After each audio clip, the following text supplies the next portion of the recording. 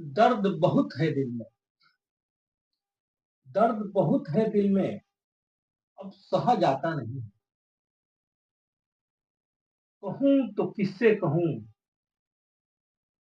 कहा जाता नहीं। दर्द बहुत है दिल में, अब सहा जाता नहीं है।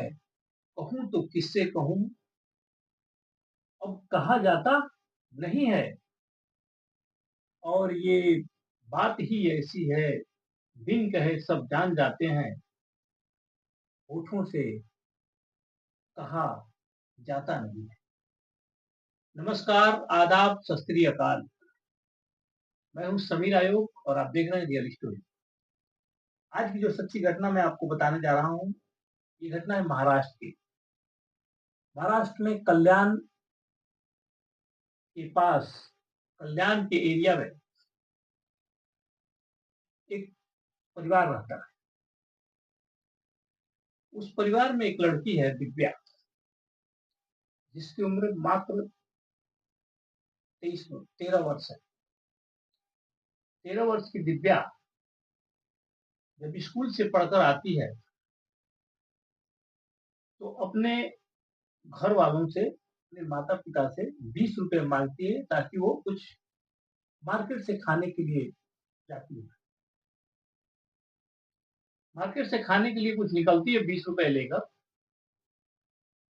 लेकिन वो लापता हो जाती है। ये घटना है 23 दिसंबर 2024 की। 23 दिसंबर को जब वो शाम 4 बजे जाती है और उसके बाद लापता हो जाती है, घर के लोग तलाशते हैं, ढूंढते हैं, चारों तरफ रात हो जाती है, लेकिन कुछ पता नहीं चलता। 24 तारीख को सुबह जाकर के पुलिस चौकी में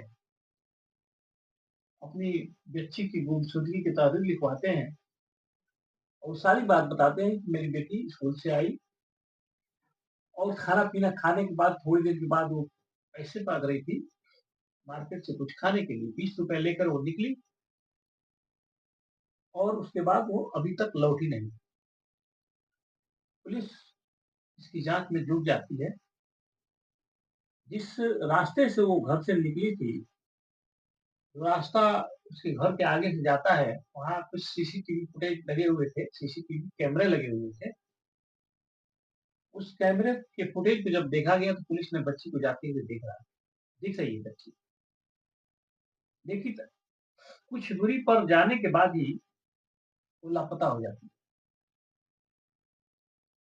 इससे पुलिस अब आगे के भी सीसीटीवी फुटेज खंगालना शुरू करती है।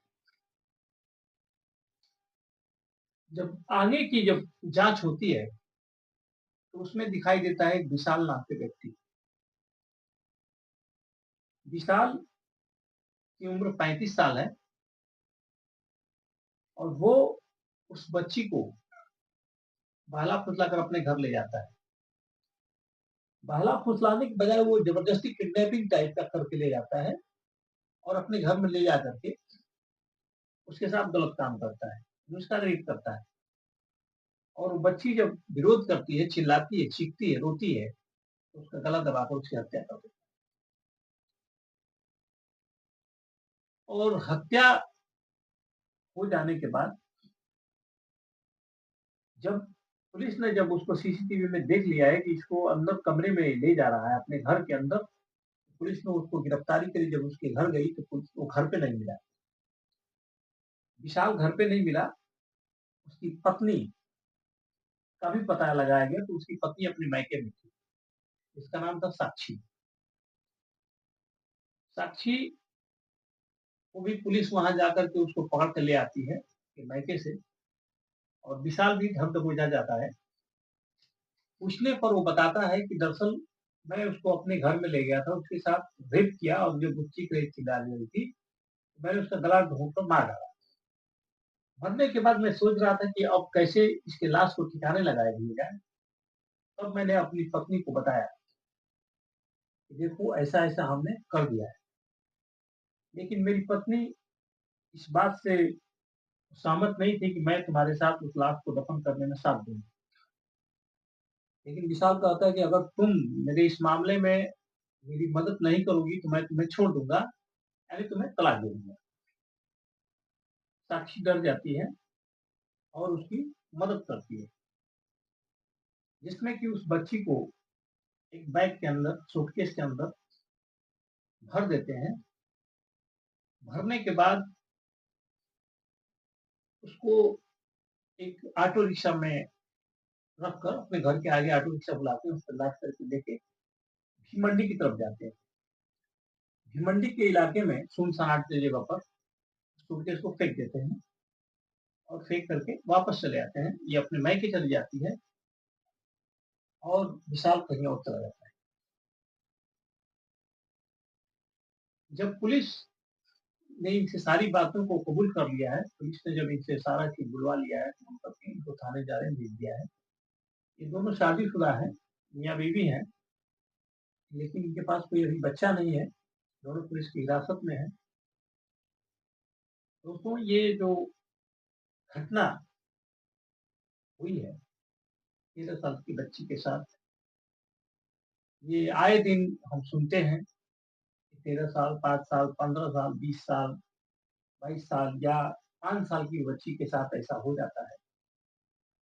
इसलिए आपको सतर्क रहने की ज़रूरत है। ये समाज बहुत बदल चुका है। आप जागरूक रहें, सतर्क रहें, क्योंकि ऐसी घटनाएँ आए दिन सुनाई को देती हैं। कौन दरिंदा कब मिल जाएगा और आपके मासूमों की जान को खतरे में डाल देगा, कोई कुछ नहीं जानता। इसलिए अपने परिवार के प्रति सजग रहें, सावधान रहें और अपनों का ख्याल रखें। तब तक के लिए सत्यमेव जयते। धन्यवाद।